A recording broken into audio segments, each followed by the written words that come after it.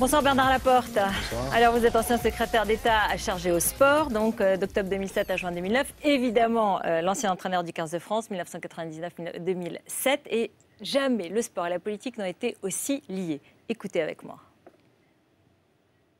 Je pense que son départ est inéluctable. Jean-Pierre Escalette, il est parti. En tout cas, il annonce son départ. Elle a eu ce qu'elle voulait, la ministre des Sports. Je ne sais pas si elle a eu ce qu'elle voulait. Je crois qu'il faut faire attention. Effectivement, la FIFA l'a rappelé. L'ingérence politique, c'est interdit. Mais bon, moi, je tiens à rendre honneur simplement à Jean-Pierre Escalette. Je l'ai connu très peu, durant 2 ans. On a créé ensemble le dossier Euro 2016. Il est venu me voir en me disant « Je veux organiser l'Euro 2016 ». On l'a monté ensemble. Il a gagné le droit d'organiser l'Euro 2016. Donc, oui, je crois que pour revenir à l'homme, d'abord, il est honnête, il est intègre. Et je trouve très courageux sa décision immédiate de dire ben voilà, vendredi, je prononcerai ma démission au Conseil fédéral. Je crois qu'il doit être blessé avec tout ce qui se dit, tout ce qu'il doit entendre. Et puis je crois qu'il a privilégié l'intérêt général du football. Parce qu'effectivement, quand la FIFA commence à se mêler de ça en disant attention, il ne faut pas aller trop loin, si la FIFA prenait des décisions qui soient négatives pour l'équipe de France de football et pour le football français, on lui reprocherait aussi à nouveau. Donc je crois que là, il met un terme à tout. Donc c'est terminé, je démissionne, personne ne m'impose de démissionner, je démissionne et on passe à autre chose. Il a prévenu un peu le problème, mais quand vous dites la FIFA interdit toute intervention politique, là il y a intervention politique, vous connaissez bien les dessous. Je ne crois pas qu'il y ait intervention politique. Et je dirais que quand le président reçoit Thierry Henry, c'est parce qu'il est passionné de sport. D'abord, il a envie de savoir ce qui s'est passé, ce qui est normal, parce qu'il y a eu un tel retentissement négatif de l'image de la France que c'est normal que le président de la République veuille savoir ce qui s'est passé. Et en plus, il est passionné de football. Mais c'est pas pour ça que c'est jamais le président qui a dit à Roselyne Bachelot qu'il faut demander la démission de Jean-Pierre Escalette. D'abord, c'est pas son métier, et c'est pas comme ça que ça se passe. Vraiment, mais c'est lui qui a demandé comme à Thierry Henry de venir le voir, à votre avis, non? Oui, peut-être, mais comme je vous dis, parce que d'abord, il a le droit de savoir ce qui s'est passé, vu le retentissement vraiment médiocre, je dirais, de l'esprit des Français. C'est pas du jeu, c'est du retentissement, tout ce qu'il y a eu de négatif, de par le comportement et l'attitude de nos joueurs. Il est le président de la République, il doit savoir effectivement ce qui s'est réellement passé. Alors, Jean-Pierre Escalette, c'est le boss qui a cristallisé tout le fiasco des Bleus. Et sa principale faute, c'est quoi? D'avoir soutenu Domenech jusqu'au bout? Oui, sa faute, mais c'est quoi? C'est que ni Jean-Pierre Escalette ni Raymond Domenech n'ont su gérer cette équipe. Et qui a pris des décisions, on l'a vu, de ne pas s'entraîner, d'insultes et autres, mais qui font que le fiasco est arrivé. Il n'y avait pas de comment dirais-je, ils ont voulu prendre le pouvoir, ils n'en étaient pas capables, certains joueurs, ça c'est une évidence, et il n'y avait pas de gestion. Il n'y avait pas de patron. Il n'y avait pas de patron. Il n'y avait pas de patron de l'extérieur. Vous savez, quand on n'y vit pas, c'est toujours facile d'en parler. Mais de l'extérieur, quand on voit certaines prises de position, certains comportements de joueurs, on se dit mais c'est pas possible, il n'y a personne qui commande. Alors Jean-Pierre Escalette, il y a 2 versions. Il y a la version cynique. Domenech était sa marionnette, il voulait le garder, puis comme ça il gardait le pouvoir. Puis il y a la version plus sympa, mais enfin qui n'est pas très gentil quand même, c'était un retraité qui a été dépassé, amateur, dans un monde de bêtes, cruel. Mais bien sûr, alors c'est quoi votre version? Mais c'est évident, un retraité, gérer des jeunes qui gagnent des millions, etc., qui sont des stars dans leur club à Barcelone, à Chelsea, etc., ben, effectivement qu'il a dû être dépassé. La preuve, c'est qu'il n'a pas su les gérer. Il l'a même dit lui-même, j'ai essayé de leur dire, de les convaincre qu'il fallait s'entraîner. Bon, mais il n'y est pas arrivé. Imaginez-vous le président de Chelsea, le président de Barcelone, mais c'est pas possible. Donc oui, il n'y est pas arrivé, mais c'est pas de sa faute, c'est le système qui est comme ça. Par contre, ce qu'il a fait de bien, et ça il faut pas l'oublier, c'est qu'avec son conseil fédéral, ils ont fait beaucoup de choses, ils se sont bien occupés des 2 200 000 licenciés qu'ils ont, parce que c'est ça une fédération aussi. Vous savez, les 23 joueurs plus de staff, c'est-à-dire 30 joueurs professionnels, c'est 0,00001. Oh, mais ils n'ont pas l'air d'être représentés, tous ces licenciés quand même. Mais ils sont représentés. La problématique de Jean-Pierre Escalette, c'est que le miroir, le reflet, c'est quoi? C'est effectivement la performance de l'équipe de France. C'est pas tout ce travail qu'il fait auprès des 2 200 000 licenciés. C'est ça la problématique. Et quand tu sais pas gérer ce qui est le miroir de ta fédération, eh bien ça te retombe dessus. C'est évident. Alors qu'est-ce qu'il faut faire maintenant? Parce que quand vous étiez au ministère des Sports, vous avez aussi réfléchi à ça. Et par exemple, vous aviez demandé de limiter les mandats à 2 mandats pour les présidents de fédé. Et c'est pas très bien passé. Je voulais démocratiser le mode d'élection. Parce que c'est ça qu'il faut changer. Aujourd'hui, on est coopté. Je veux dire, personne ne peut arriver de l'extérieur et être élu à la Fédération française de football. Mais il n'y a pas que cette fédération française. Donc, on s'aperçoit qu'il y a des gens, j'ai rien contre les gens âgés, mais il y a beaucoup de gens qui sont là par plaisir, ils ne travaillent plus, etc., etc. Et des jeunes qui ont envie, qui sont intéressés. On parle des jeunes de 90, des gens de 98. Les jeunes de 40 ans, non, on parle des gens de 98, etc. Mais ceux-là, ils ne peuvent même pas se présenter. Est-ce que vous trouvez normal que dans des élections, il n'y ait qu'un candidat à vous?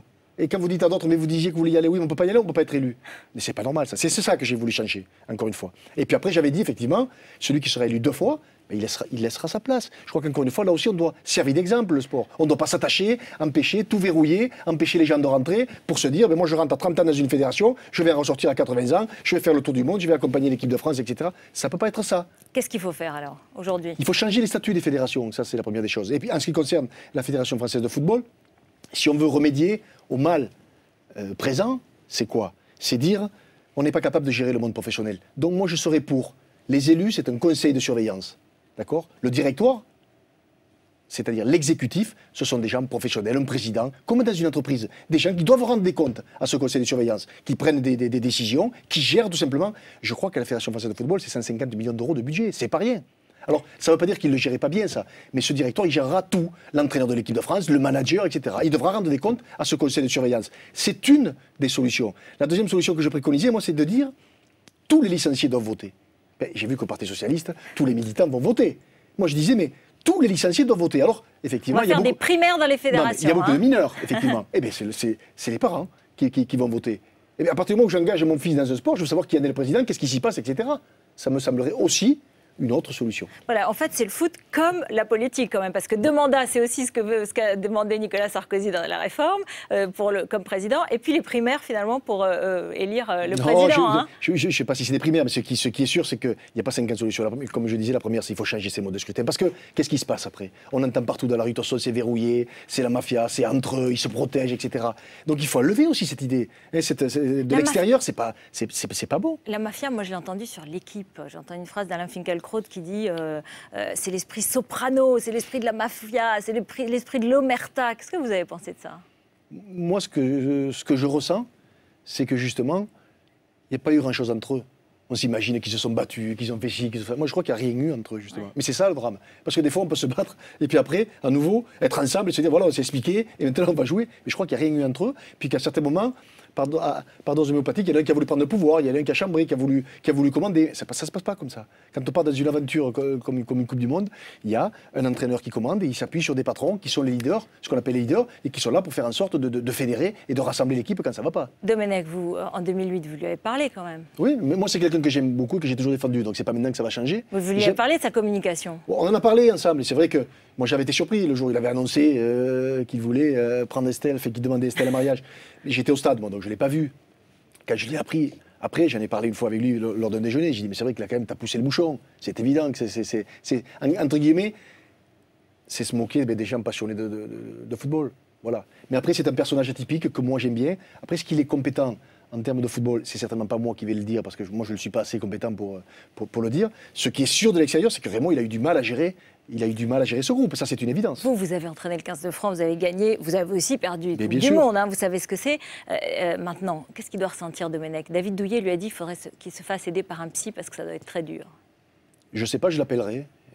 Je l'appellerai pour le voir, pour discuter avec lui, pour parler absolument de ce qu'il veut faire après, etc. Qu'est-ce que vous lui conseillez? Moi, j'ai rien à lui conseiller. D'abord, je veux savoir ce qu'il ressent.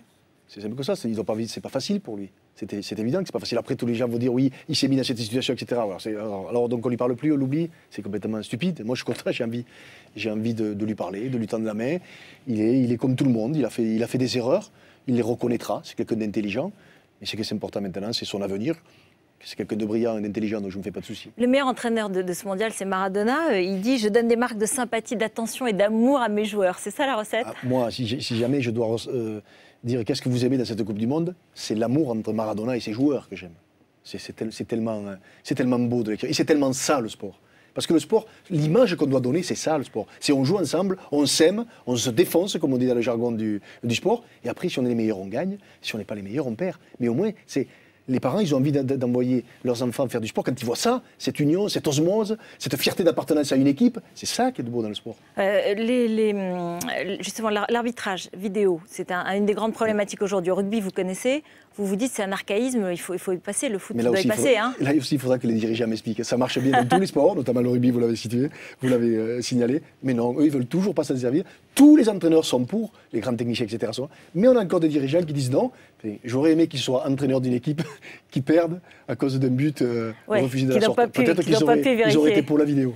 Dites-moi, il paraît que Roselyne Bachelot, elle, qui avait connu, on l'a dit, certaines difficultés avec vous, il paraît qu'elle vous regrette en ce moment.